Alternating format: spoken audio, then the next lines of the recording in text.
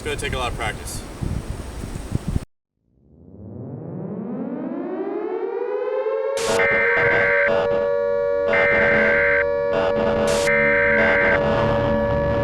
The following message is transmitted at the request of the United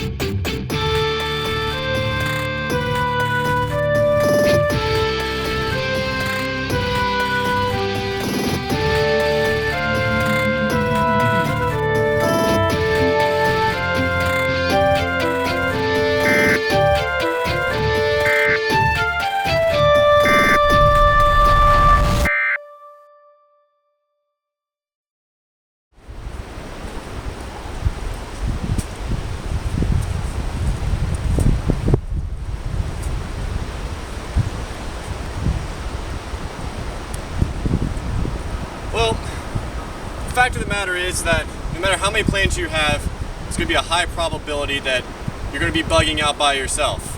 Maybe not the whole time, but at least a part of it. And, well,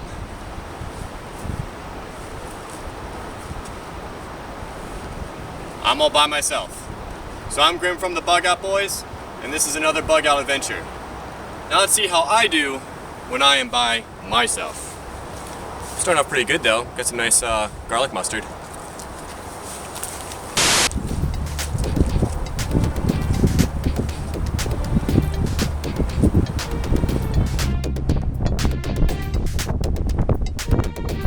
Because actually what I did is that I asked a whole bunch of friends and my fellow bug out enthusiasts, and I asked them, what were 3 things that you think would be left behind?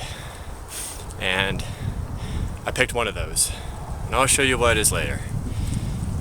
I'm not sure I'm ready to eat it.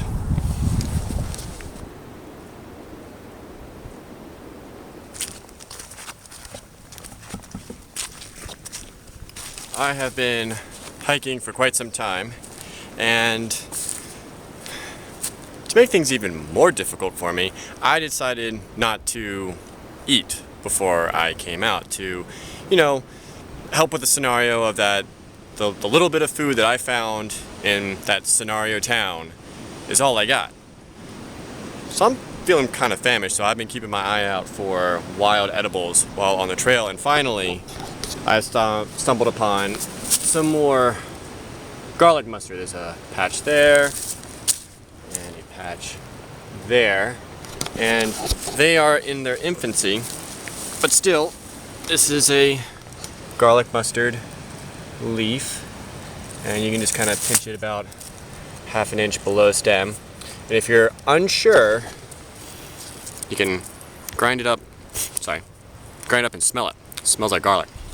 You know, what I'm gonna do,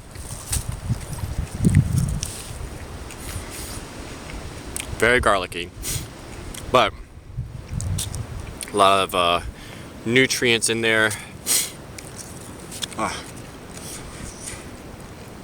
gonna eat these while I see them, and then I'll move on and see if I find anything else. Dandelions, chickweed, some wild spinach would be nice, and keep pressing forward. Well, here is my little patch of heaven. Looking great. As you can see behind, I've already started putting up the hammock. Apologize for not showing you that, but up there, which it probably looks a whole lot brighter on camera than it does to me, is some clouds. And I would just rather not risk getting caught in the rain. Alright, so the shelter is up. The camp area is more or less the way I'd like it to be. The sun did come out for a little bit, which gave me the opportunity to make these porch mode sticks, which is always nice to have more room underneath the rainfly. But like I said earlier, I asked all of my friends and family to give me 3 things that they thought would be left behind after a town was looted. And I prefaced it with that, 3 to 6 months after, so it's been some time. So I tallied all those up, and the winner was sardines. Right there, sardines. So canned sardines has a nice little easy open, so that'll be nice, but I don't think I've ever eaten sardines unless they were chopped up in a Caesar salad dressing, so this will be interesting. Also, I figured in an entire town, you may find one really good item and some beef stew. Now, this thing is heavy. It's 2 pounds on its own. And I've never used one of those multi-tool can openers, so that will be an experience with this. Plus, once you open it, it's open. I mean, this is a lot of food. So once it's open, a bunch of critters are going to smell it too, big and small. So I'm going to have to figure out, once I open this, how am I going to take care of this in a way that it's away from my camp, away from me, so animals don't get at it, or if they do get at it, it's not in my immediate vicinity. Other than that, that's all I got. Sardines and some stew. I'm going to definitely be looking around here for wild edibles. A lot of green here, so that's encouraging. And now it's just going to be getting ready to make the fire. Well, it looks like I'm going to be eating pretty well despite the sardines. Thanks, everybody. Because while looking around for firewood, looking about, and I see this nice, punky log right here that I'm thinking about using to extend the fire through the night. And right below it, boom, huge cluster of garlic mustard. And then right next to it, haven't showed you this before, but here is, no, not these guys, this guy right in here is chickweed. There's some chickweed too, actually easier identifiable by the tiny, tiny little white flower. So chickweed is everywhere. The garlic mustard is everywhere. So now I can have a salad with my sardines. Should have brought some dressing. So this time for fire, I'm going to be doing something different than my normal ferro rod. I'm going to be using a magnesium bar. Now you might remember in Winter Warning we attempted to use one of these before. Well, what we didn't know is not all magnesium bars are made equally. The one we had before was made in China. This one is a Douyin magnesium bar that's made in the USA. And by doing a little research, apparently this is the real deal. And this works. So I'm going to give it a try. So I am still using my normal bark technique. This is actually some punky wood, so it might be even better.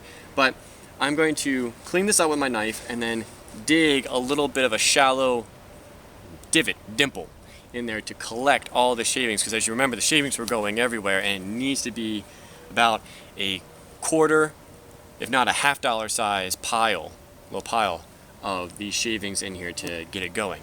I also noticed when I tried this one time is that it burns down. So again, giving it something to burn into will be beneficial. So let's start digging.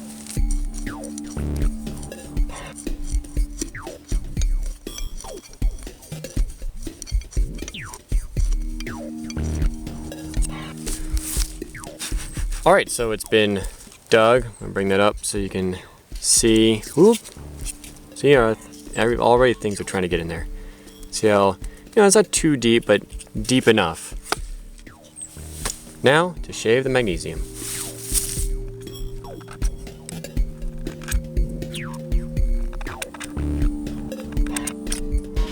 Alright, so I have shaved a nice little pile in there. Did take a while, a lot of patience, but little divot really works. Also looking around, I found this, and inside this, this is like almost like paper inside of here. So I'm going to use this as a tinder, ignition source, tinder, got my kindling. So let me process this up real quick and we get a fire going. Moment of truth. I'm going to actually try and use the striker that came with it. So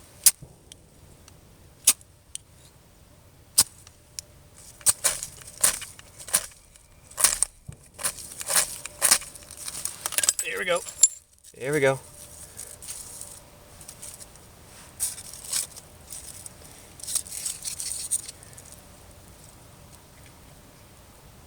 Get some oxygen. You're not done with, I'm not done with you yet. As you can see, I was able to get the fire going, but I wasn't without its trials and tribulations. And that was my fault, because I did not use the proper technique. Later on, I'll show you how to do it a whole lot better. As you can see, the fire is doing pretty well. Thanks to that rock formation that I found and kind of picked around with my campsite, it's being blocked by the wind, and also the rocks are helping to disperse the smoke, so won't give up my position. But now it's time to open up the can. So I'm going to get out my multi-tool, and let's do that. Multi-tool, can opener. Let's give it a try.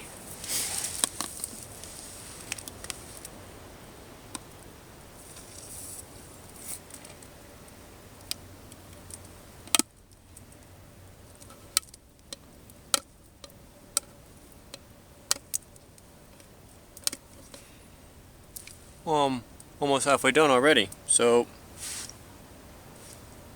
not too bad. If you don't mind, I'm going to continue this and then get it on the fire. The sound of cooking stew. Very excited about this. But if you noticed, I did not use the can because I was able to partition the contents. So half went in here, half are still in the can to save for later because I'm going to need it. I am starving right now.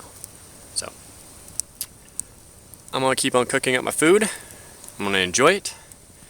And then I think it's about time for a conflict card. So let's get to that.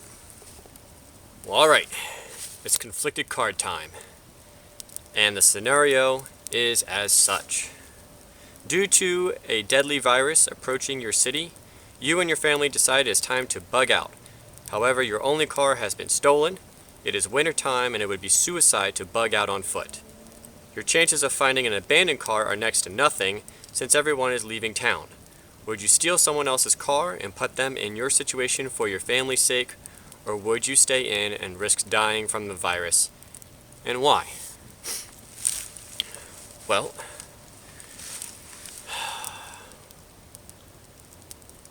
the only family I have is my mom and my dad that are near me, and my mom only has one lung. A little bit of personal information for you there. So already colds and viruses really hit her hard already, even without being a deadly one. I think what I would do is I would talk to my parents and see what they felt about the situation. If my mom was a nurse before she retired, if she feels that we could lock down the house and stave off the virus until, I guess all our neighbors died, depending on whether it's, airborne or something like that, then we could do that. If she felt that we couldn't, I'd probably steal one of my neighbor's cars that has not been very nice. So, word of the wise, be nice to your neighbors. And, well, this is just my opinion. Unfortunately, I'm the only one here. But, like I said, please leave your comments below. I want to hear what you think. And explain why you would do it that way. Well, it's that time. And as you can probably hear, it's raining. So it got a whole lot windier beforehand, so I had to change the rain fly from porch mode to just normal, tack down to the ground, so wind could not get underneath of it as easily. But I got firewood underneath it here, so that all stayed dry. Took precautions. Feeling pretty good so far, being alone, that is. But we'll see what tomorrow brings. I mean, tomorrow will be the real first full day of being out here alone in the woods, and because I had so many things to do today, set up the camp, get the fire started, find water, things like that, I was busy. Tomorrow might not be as busy, and that might impact things. So, till then, good night. Day 2. A nice, bright, sunny day awaits. Well, last night was a bit interesting. Huge gusts of wind. You might be able to hear them in the background. They're still blustering now and then, but so blustery. I had my rain fly down in this lower angle, and even still was able to pull out one of my stakes in the middle of the night. Cooler, windier. Gonna get up, and I'm not sure I'm feeling sardines for breakfast, but I think I'm gonna go about and see if I can make myself a little salad of sorts, kind of get some food in the stomach to start off with. But don't worry, I'll have sardines for lunch with a salad of my making of some sort that I can put together. So, time to get up. Alright, so spent a bit of the morning gathering some more firewood. I'm not going to make a fire just yet. Unfortunately, the big punky wood log was just didn't hold up. Actually, the look here, that's actually dry.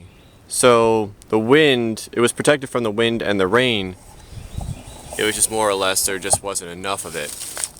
While I'm speaking about firewood, actually, come over here is a prime example of what you should be looking for when getting some firewood and some kindling. And that's this right here. See, that branch is broken. Oh, a little bit higher, sorry. Right there. And this is just hanging right here. Oh, look, see, just broke off. And this is going to be very dry because it's not on the ground soaking up all the water. So, when looking for tinder especially and kindling, look for things that are still upright, maybe dead, but upright, or broken branches that are still attached to their trees, because they'll be the driest. Now, unfortunately, last night, I did not have a chance to show you what I did with my food, my big can of food. Well, let me take you there. Alright, so this is a paracord donut, and this is how I keep my paracord together, which actually works out very well because obviously there's actually, I think, 150 feet in here, but as we, here we go. So you pull up, and actually, forgive me before I step out of frame, get my little toggle piece out.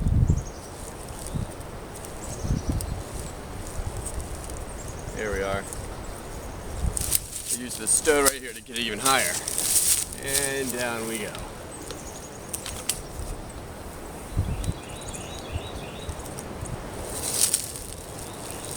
Actually, donut worked as a stop as well. Hold this a couple few times, a little slack. There we go. I'll just leave that right there for right now. So, to do this, you need some sort of sack. And what I did is I repurposed the sack that I put my sleeping bag in. I made sure that the can was clean so I'm not dirtying up my sleeping bag when I stuff it back in. And then you attach a carabiner to your bag. So for right now, take that off, take that off. So that's what you have, bag, carabiner. You then toss your line over a very high, relatively horizontal branch up in a tree. Now that's where the donut comes in, because normally you'd have to attach a rock or a big stick or maybe a sack with a rock in it to throw it over, but this is actually pretty weighty, so actually I just held on to this end and then just chuck this over. So once you get it over, tie a little bowline knot into the carabiner as such. Then you bring this line into there as well. You haul it up as high as it will go. It's pretty much at the base of your branch. Now you take your toggle, like just a stick, just something that will not go through that carabiner, and you tie it as high as you can. Now for the purposes of this, I'll tie it low so you can see. So you come down, you go over one side, you go over the other side. Now what I like to do is I like to wrap it around that and back over to kind of lock it off. Then you let it go, and then that toggle, I'll aim it up so you can see, stops the bag from coming down, so it's free flying in the air. Alright, so I'm leaving the bag a little bit lower than I normally would, but I'm not worried. It's daytime. I'm going to be moving about, making lots of noise. I don't think any critters are going to bother it right now. But you might ask why I positioned it there and in relation to the wind. Well, the answer behind that is that your food carries a scent, even in Ziploc bags. So don't let that misnomer fool you. Though it's in Ziploc bags, it's fine. Apparently, those little critters can still smell it pretty well. So I use a thing called the Bermuda triangle, and what that is that you put your camp, let's say, well, I'm going to do it visually, put your camp here, wind's blowing this way, so 100 feet on an angle roughly is where you would put your food storage, like your bag, and then 100 feet on the opposite angle, that's where you'd cook and prep your food, especially prepping, like gutting animals and things like that. And then those are then roughly about 100 feet away from each other too. That way, the wind's blowing this way, your camp is upwind, so all that scent's blowing below your camp. So if a critter were to smell it, they would come to either your cooking area or your food storage area and would never even bother coming up to where you're sleeping at night, which no one wants to be visited by a big burly bear in the middle of the night. So when I did it, the wind was blowing this way towards me. So once again, my camp is behind you, the camera. So the wind's blowing this way, scent's going that way. Wind changed last night, came over this ridge.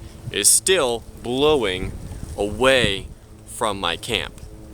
So either way, if a critter had come, it doesn't look like they did, or if they did, they gave up because of the method of hanging the bag. They did not come and bother me, as I almost fall, in my camp. So you don't have to do a triangle, you can do it any way you want. I did. My fireplace is pretty close to my camp, a whole lot less than, and my camp where I'm sleeping is downwind, so I didn't obey it completely, but I didn't store any of my food or even the things that I was cooking with in this area. They went away. So a good method to keep your food safe, and actually more importantly, keep you safe.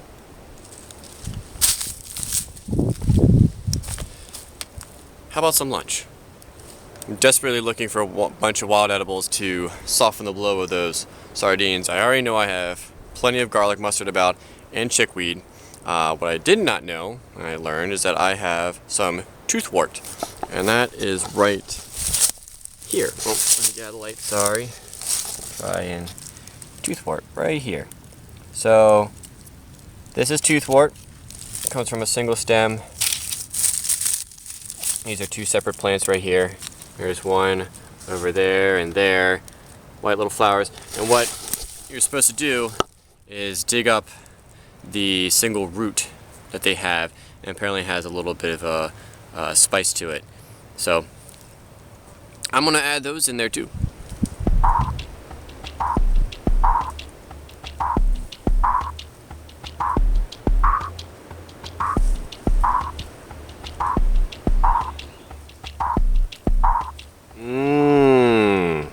There's my lunch. Got the chickweed and garlic mustard, and then these are the roots from the toothwort. That's what they look like. Washed them off to try some of it, and then there are the so appetizing looking sardines.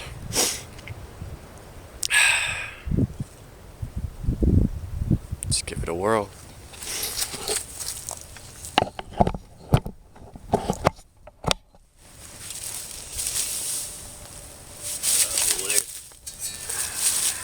Gotta be proper with it, right? Well, first things first.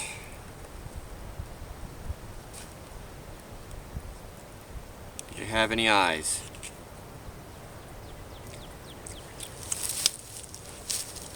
Oh. Well, I don't know if they have any eyes yet. I couldn't get into it, but bon appetit.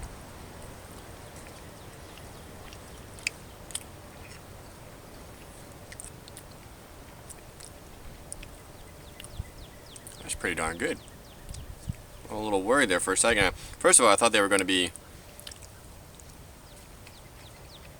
well,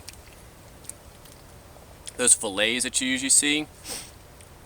Now when I opened up and I saw you could see the scales and everything, I thought it was going to get me some eyes, but not a one. Oh. Alright, let's try one of these little roots out.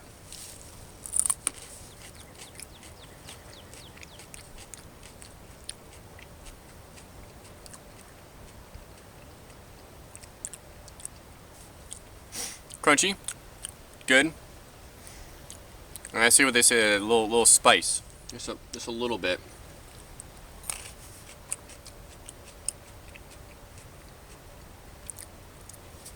All right, let's throw some garlic in there.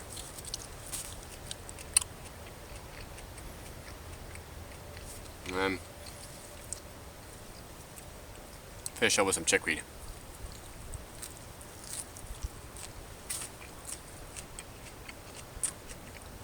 And it mellows the whole thing out at the end.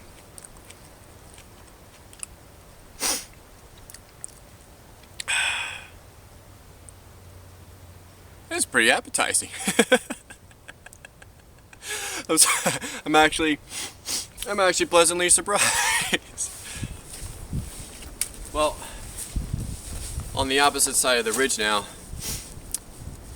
had to put on the windbreaker because there's constantly a breeze, so it just kind of shows you where you establish your camp can be very important, because where my camp is, it's very comfortable. There's no, I'm getting hit by wind right now. There's no wind, and I can walk around camp with my sweater on and be comfortable. But on this side, I need my my windbreaker.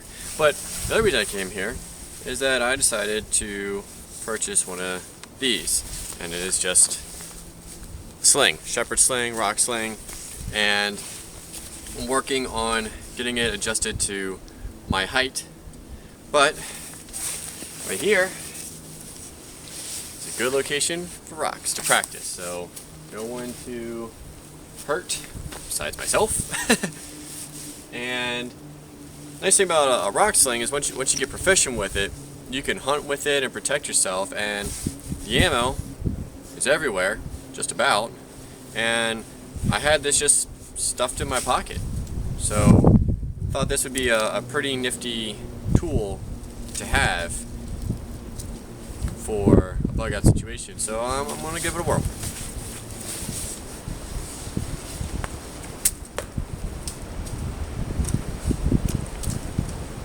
It's going to take a lot of practice. With plenty of sun and plenty of time on my hands, I decided it would be a good opportunity to practice some skills.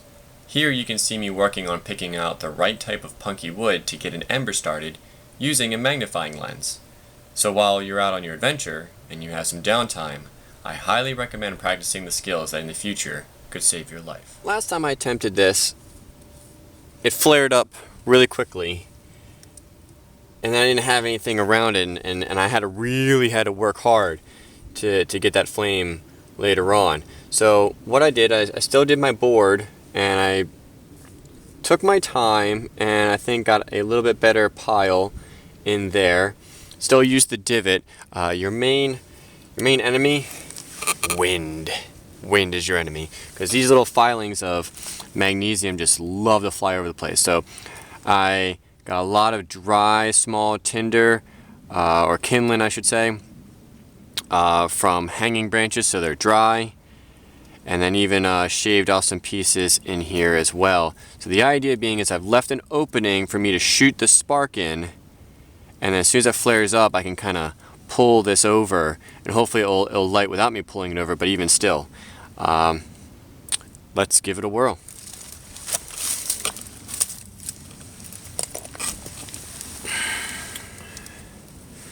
Also, if I remember correctly, make sure this is sparking good.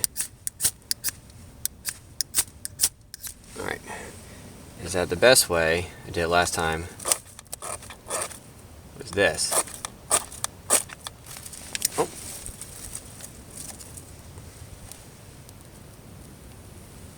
Yes.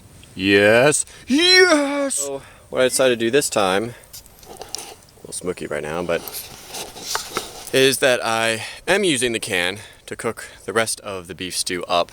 This way it frees up my other can to make some tea. Now apparently with those toothwort roots you can boil them and kind of give you like a little bit of a spicy tea. So I'm just giving it a whirl because the temperature is dipping just a little bit. It'd be nice just to have a nice cup of warm tea-ish water. Well, while I have some time before it gets really dark, sun is setting and the fire's going nicely, I thought I would check in on the whole bugging out solo.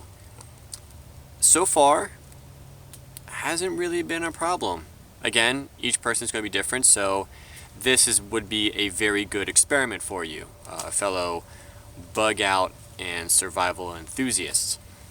Go out and try a couple days on your own. Now granted, I'm only going to be out for 3 days,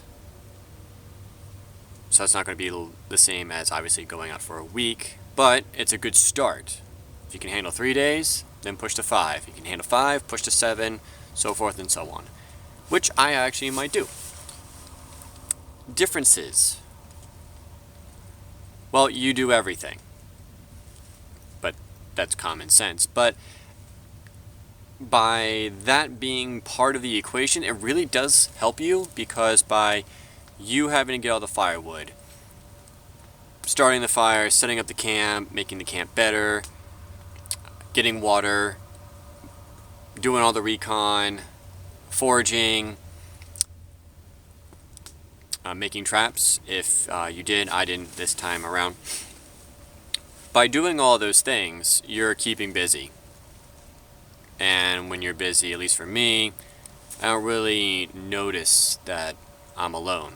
Plus, I guess added little bonus is that I'm a musician, so I can write a little song in my head or whistle any amount of tunes from Star Wars to Celtic to Mozart. So I can have that kind of running in my head or whistling as I go. That helps as well. So there you have it. Not too bad.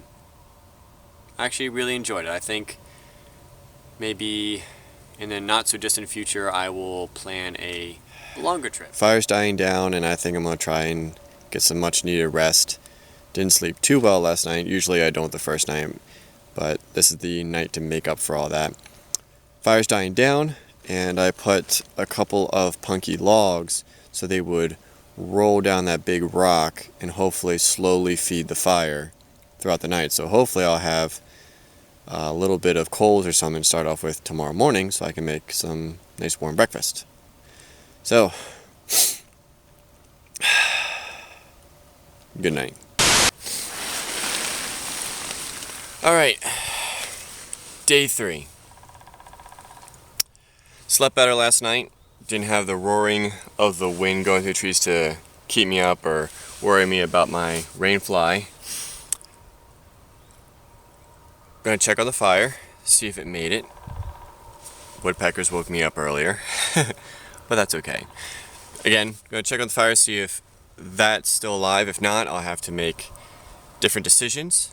And then ultimately it will be taking down the shelter and the hang bag and everything and getting on my way back to civilization.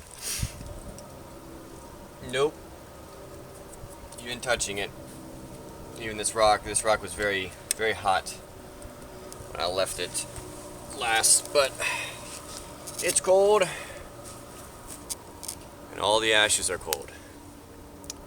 Well, instead of making a medium-sized fire like I normally do and putting the can or my cup right in there on top of a couple logs on top of the coals, I opted to use my little stove that came with my canteen and one of my tinder tubes.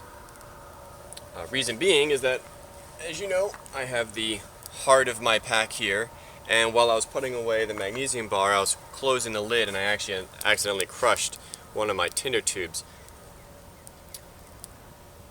So rather than it go to waste, quick and easy. So now I get to enjoy the nice stewy tasting broth, get the last bit of the nutrients and fats out of there, which I can already see them coming off of the can, and also not creating a big mess. Alright, there it is. I was able to get most of it off the sides, but that is my brothy breakfast, and I can definitely say that my tummy is grumbling. So,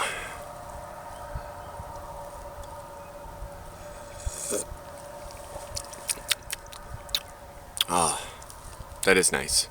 Stewy water. But there's some good nutrition in here. Just gotta be careful for like shark teeth lip right there. The can opener does leave an edge to be desired of. Alright, well, as you can see behind me, hammock is all taken down. I'll do a quick little rotation here. As you can see, I have covered up and cleaned up my fire pit. So no trace. No trace anywhere. So I don't want anybody to know that I was here. Now, it's on my way back.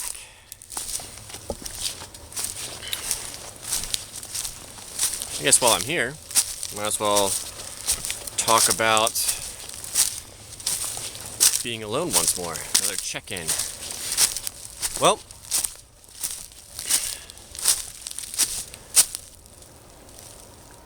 I really enjoyed it. I definitely enjoyed it. I think I want to go out longer, see what that does, see how that changes things. The only thing that I notice, though, is that there's no one there to motivate you. There's nobody to distract you during the nighttime hours. During the daytime hours, I can find things to do to keep me occupied. But during the nighttime hours, it'd be nice to have someone to talk to.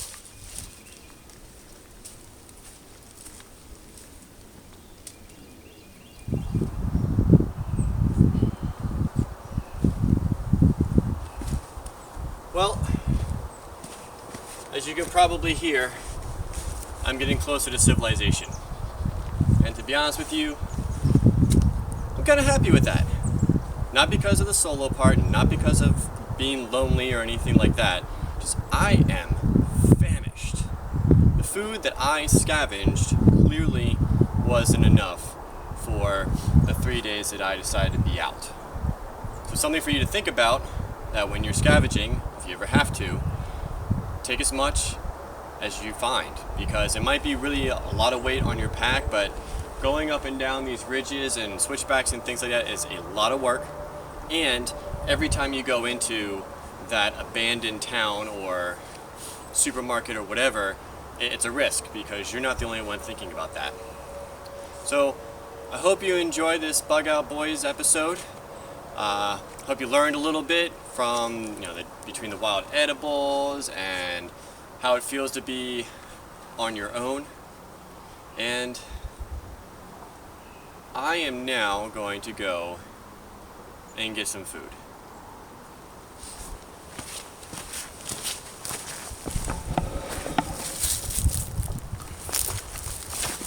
And I'll see you later.